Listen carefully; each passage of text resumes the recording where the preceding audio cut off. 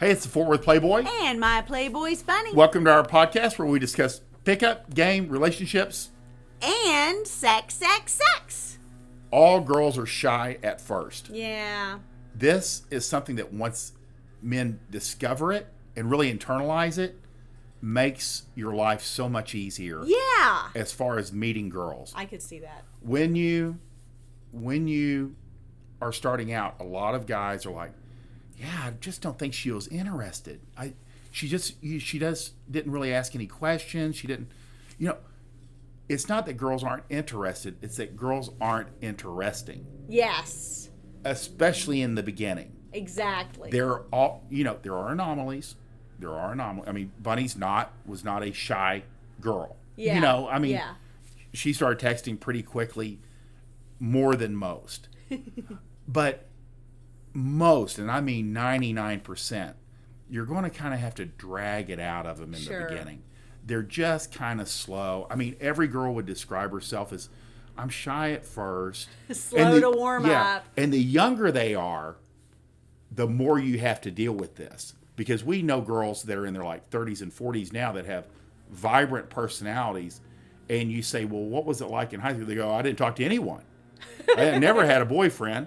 I didn't talk to anybody in college. I mean, they're like, it was so bad that even my parents, I'd start crying if my parents gave me a direct question, and you're like, well, now they grow out of it, or they force themselves out of it because otherwise you can't actually function. Well, and it really is a matter of kind of once you get, as a female, once you kind of get knocked around a little bit, metaphorically, you kind of do stop worrying quite so much about what everyone thinks. Yeah. You kind of start to realize that it doesn't really matter as much as you feared it did when you were a teenager or first getting out in the real world and things of that nature. And even adult women, I mean, when you first meet them, they revert back to that teenage girl self,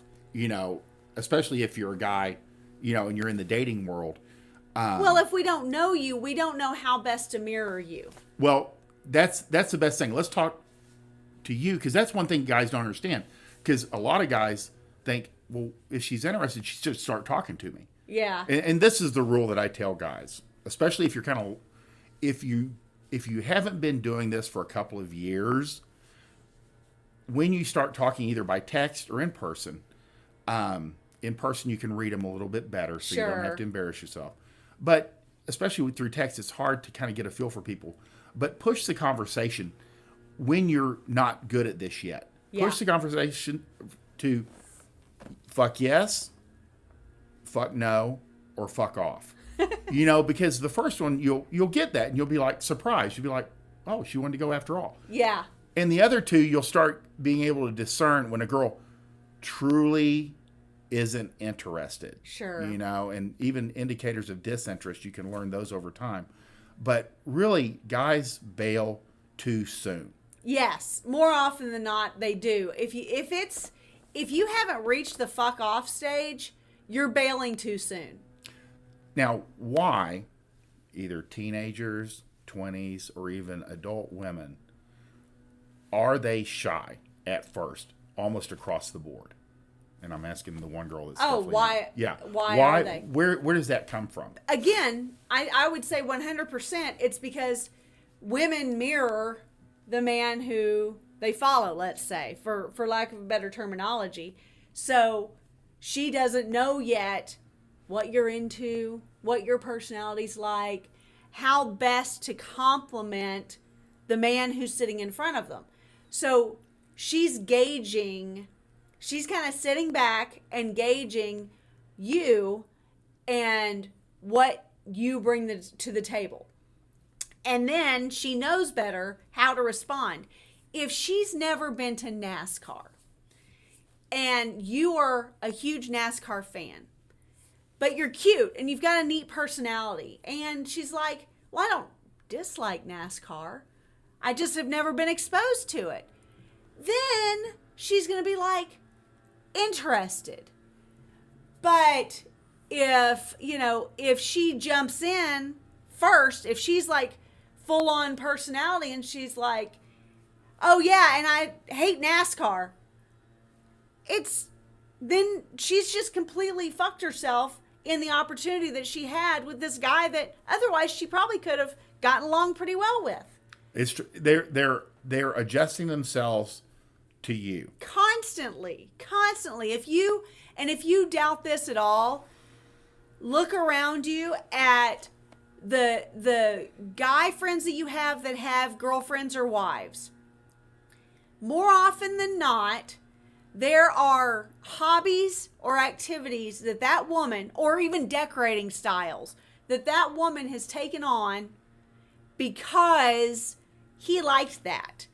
I've never been into dirt bikes before. I never thought that I would ever get on a dirt bike. I now own a dirt bike. I love riding dirt bikes. I wish I could ride my dirt bike every day. I have a great time, and it's a lot of fun. It's not anything that was ever on my radar before. No. And I probably would have snubbed my nose at it if on our first date, you went off on like dirt bikes. I'd be like, oh yeah, they literally don't know. Yeah. And only probably once you've gotten to know women over time, how little they actually know. Yeah. About the world. I mean, like, you don't break out a map. You don't talk about history. You don't, directions. I mean, all this stuff, which we laugh about, they don't know cars. Right. I mean, there are, what would you call outliers, but most don't. They know how to raise kids. Yeah. They know makeup. They know how to do your hair. I mean, they have specialized knowledge. Exactly. But men have a lot of general knowledge. Well, and I would say the best example of this came up just a few days ago when we were talking about girls not knowing vehicles. And I think, of course, I've owned a Jeep before, but I think that the classic Jeep Wrangler is about as recognizable of a vehicle as anyone literally in the world could ever pick out, because it's been used in wars. It's generations after generations old. It hasn't really changed all that much. Like, it still pretty much looks like it always has in a lot of ways. And we were talking about, especially in our neighborhood specifically, that white Jeeps are like the girl phenomenon. And it's like every girl has a white Jeep in this neighborhood. And somebody chimed in and said, yeah, even if they don't know what they're looking at, they're attracted to it. Because he was saying, my girlfriend, we were driving the other day, and she was like, I don't know what it is about it, but I like that white boxy thing. And she was talking about a Jeep. And I'm like, my mind was just like blown that she didn't even know what the vehicle was, but she's drawn to it. I'm like, how do you not know what a fucking Jeep is? And they're out there. But girls don't know. No, they don't know. It doesn't do them any good. It'd be like a guy knowing like different shades of eyeshadow. Sure. It literally would be wasted space in his brain. What's he going to do with that? Yeah. He's never going to apply it or use it in conversation. So girls don't pick a lot of this stuff up. Exactly. So this is why we are quiet at first. And I would say, I mean, yes, I was more tech savvy, when you and I first started talking and things like that. So I am just more conversational in that kind of way. But at the same time, not in a way that was challenging, not in the way that was doing anything but kind of mirroring and playing with the way you were framing the conversations. Yeah. Some girls will make it easy, but the vast majority won't. Yeah. Even though they're viable candidates, they could be attracted to you. They don't know. A lot of it's just, I'm not sure. Yeah. But the problem is, whenever these girls aren't tripping all over themselves to show you their indicators of interest, that you are bailing too soon because she's just a little bit reserved. even if shy is not the word, because shy almost has like a coy, lovely, quiet sense. Even if she's just more reserved and just not kind of spilling out the information the way that you would like her to, you know. The reserved girls will appear to be boring on the surface. Right. You know, you don't know. That's why you kind of have to throw some questions out there every once in a while. Yeah. And they won't always have questions to ask you, because if they're good looking enough, the world's been handed to them. They've never had to carry a conversation in their life. So being good at conversation isn't a skill that they have either. Well, and keep in mind, if they're not asking you questions, girl, you guys think you're maybe you guys think that you're nervous on a first date.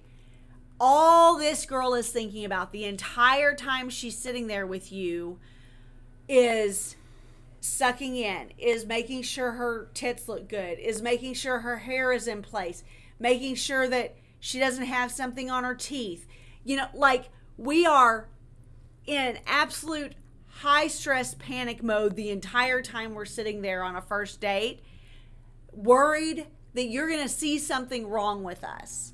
So she doesn't have time in her little brain to think about questions to ask you, because she is just trying to keep it together and look good so that you will want to actually, like, make that. Every girl wants the first date to be her last first date. Yeah.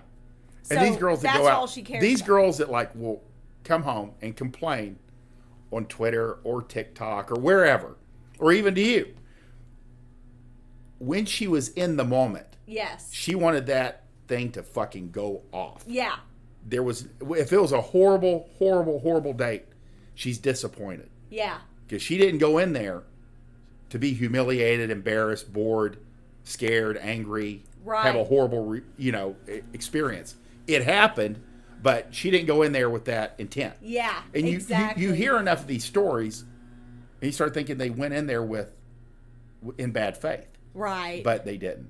Right. So.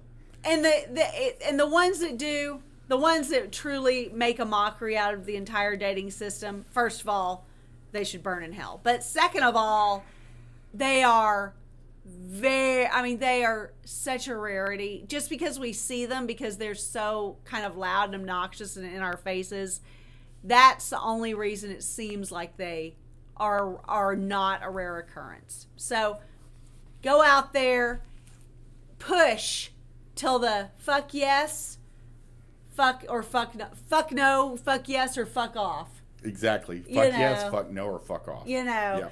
Keep going. Don't bail. And then you'll kind of learn where in your system you kind of lose them. And then you can tweak your system according to that. And that's a huge part of the Build Your Dating System book by Fort Worth. If you have not picked it up yet, and if you are in the market for dating, if you are not married for 20 years, 30 years, 40 years, you need this book. It will help streamline your dating and get you to more fuck yeses than fuck offs. Perfect. In all things, we want you to win. If you like this podcast, we would appreciate if you like, subscribe, share with your friends. If you've got someone who you know is bailing on these girls too soon and is making up excuses as to why he doesn't have the time or didn't put in the effort or whatever, give him this podcast. If this was shared with you, I'm talking to you. Have a good one.